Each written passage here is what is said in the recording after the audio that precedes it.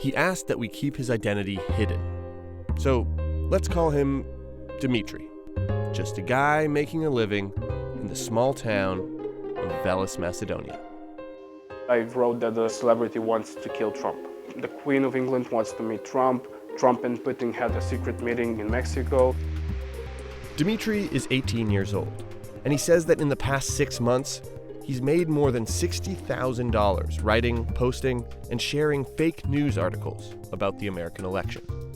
His biggest cash cow? Make America great again. Donald Trump. Trump is not a politician just like any other. I think that nothing could beat Trump supporters when it comes to, social media engagement, and that's why we stick to Trump. In the final 3 months of the presidential campaign, the most viral fake news stories outperformed the most viral real news stories on Facebook, according to a BuzzFeed analysis. Most were pro-Trump. And some 150 fake U.S. politics sites have been traced here, to Dmitry's Macedonian hometown.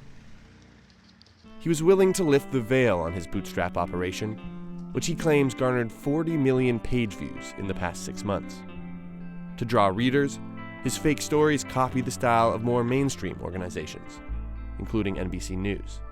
The Republicans love the veterans. They love the veterans. They respect them, I think, the most of anyone.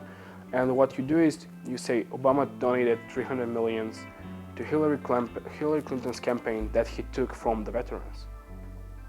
And people will open that immediately, saying why. For headlines, he builds on a format that might also be familiar to consumers of traditional news. The most read news articles are usually the one containing the clickbait words. And the clickbait words are, as you know, the oh my god, breaking news, wow.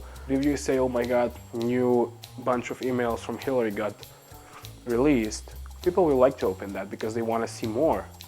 Really, Dmitry says, the fake news game is pretty straightforward. You see what people like, and you just give them. If they like water, you give water. If they like wine, you give wine. It's really simple what we do. Fake news has affected Veles. In a country with almost a quarter of its citizens unemployed, and in a town with an average annual income below $5,000, the impulse to deceive was seemingly irresistible. So now, as the money flows, so too does the liquor. This club is cashing in on the success of fake news entrepreneurs, who get paid relatively majestic sums by Macedonian standards by selling advertising on their sites. What happened in our town is that a lot of money came, and a lot of people quit their jobs, so they can put a lot of effort in this, as they saw this as the big ideas, their big chance, the big change in their life. One venue here even plans to host a club night on the day Google pays out its ad revenue. In response to concerns that fake news may have influenced the election, Google and Facebook recently announced new measures to crack down on sites like Dmitry's. But his Google AdSense account is still up.